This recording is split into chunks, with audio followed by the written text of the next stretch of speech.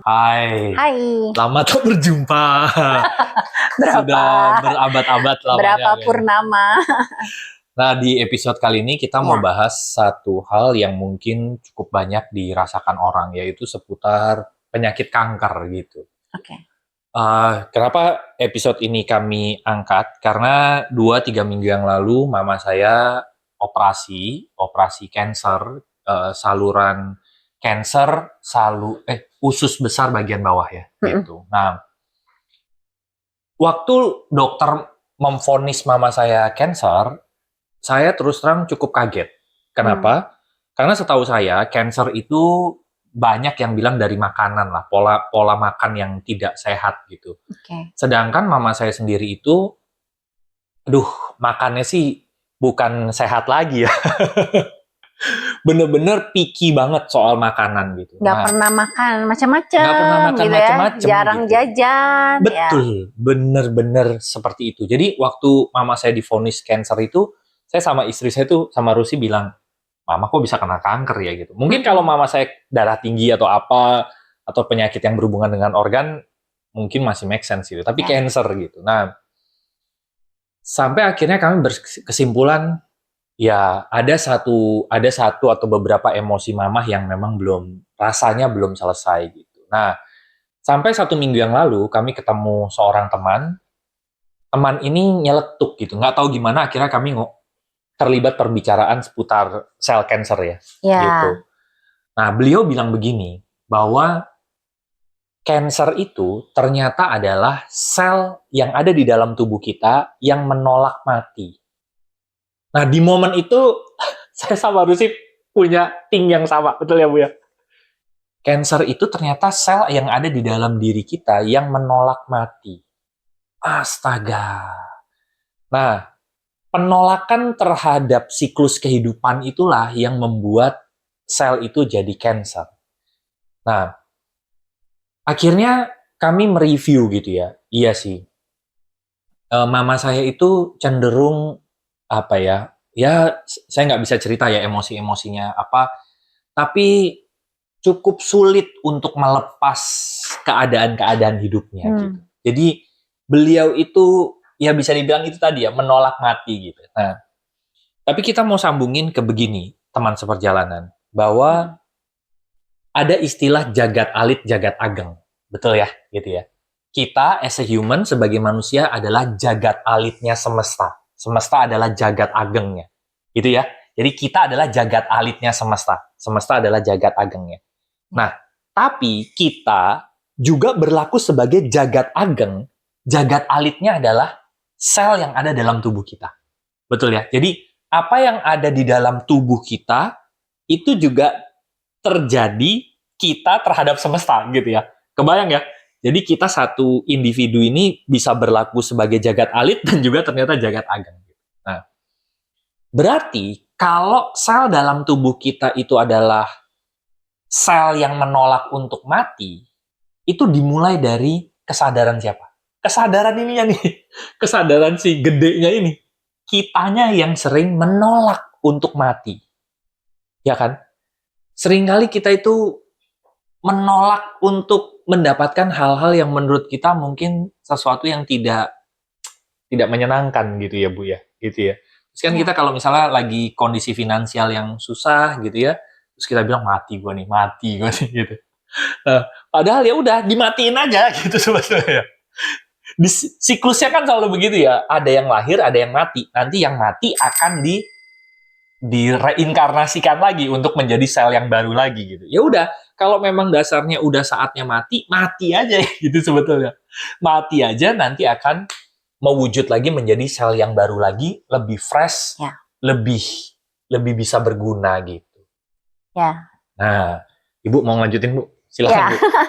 Jadi waktu dengar penjelasan tentang sel cancer adalah sel yang menolak mati, saya langsung langsung relate dengan salah satu ketakutan manusia paling purba, paling tua itu adalah ketakutan akan kematian. Dan ketakutan akan kematian ini ternyata kalau dibelah gitu ya, diurai lapisan-lapisannya, itu adalah ketakutan tentang perubahan sebetulnya. Gitu ya, ketakutan akan perubahan. Dan kematian itu sendiri kan sebetulnya perubahan terbesar dalam perjalanan hidup kita ya. Kayak perubahan dimensi gitu ya, perubahan yang betul-betul seolah-olah adalah akhir gitu lah. Itu yang sebetulnya membuat ketakutan paling purba tadi adalah ketakutan akan kematian. Dan ternyata sebetulnya itu yang menyebabkan ketakutan di level individu itu ternyata juga terjadi di level yang lebih kecil, yaitu level sel. Jadi saya cuma melihat, oh alah, ternyata itu ya, as above so below itu ya, apa yang terjadi di satu level itu sebetulnya akan terjadi di level yang baik lebih kecil maupun lebih besar dengan pola yang serupa. Berarti saya menyimpulkan sebetulnya kalau kesadaran kita itu bisa mempengaruhi tubuh, fisik dan sel yang adalah kita sendiri di level yang lebih kecil, berarti sebetulnya kita bisa mengembalikan sel kita ke siklus alaminya. Berarti kan sebetulnya kalau tidak ada sel yang menolak mati, sebetulnya bisa dibilang tidak akan ada sel kanker yang bertumbuh. Karena setiap sel akan hidup sebagaimana siklusnya. Ada saatnya sel terbentuk, bertumbuh, kemudian saatnya mati, ya udah sel itu akan merelakan dirinya untuk mati gitu ya. Demikian pula manusia, kalau kita menerima bahwa siklus lahir, tumbuh, kemudian ada akhirnya mati, dan itu kita embrace ya, kita peluk sebagai satu siklus alami hidup, tanpa ada ketakutan berlebih, tanpa ada penolakan berlebih, maka sebetulnya kita bisa mengalir gitu ya. Iya, betul. Lebih bisa mengalir, menjalani siklusnya, kita bisa fokus pada setiap momen yang ada tanpa terlalu takut akan perubahan atau masa depan.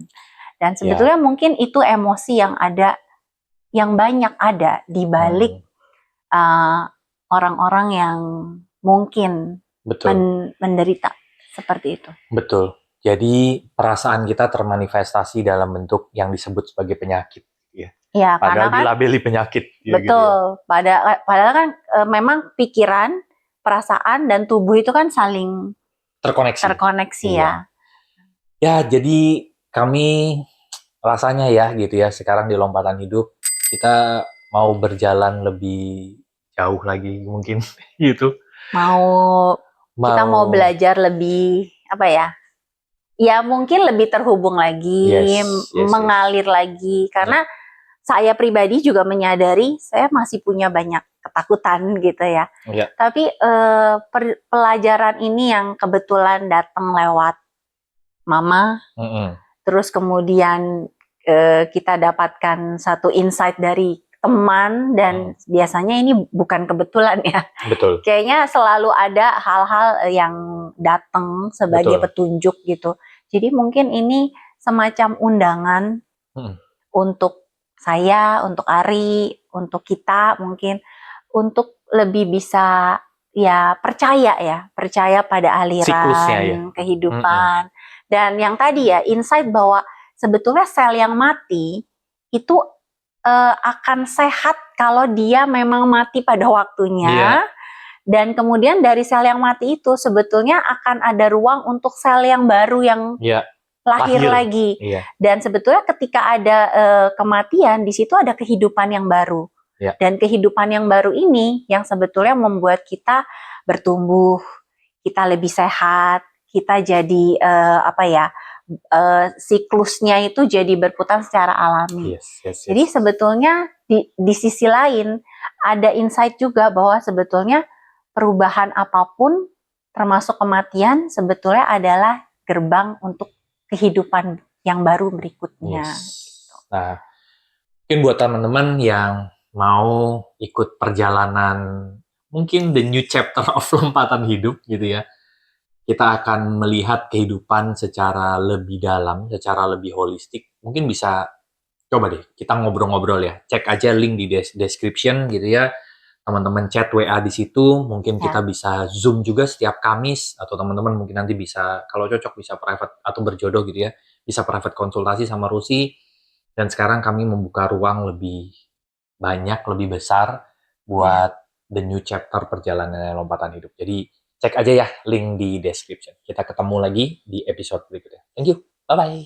See you.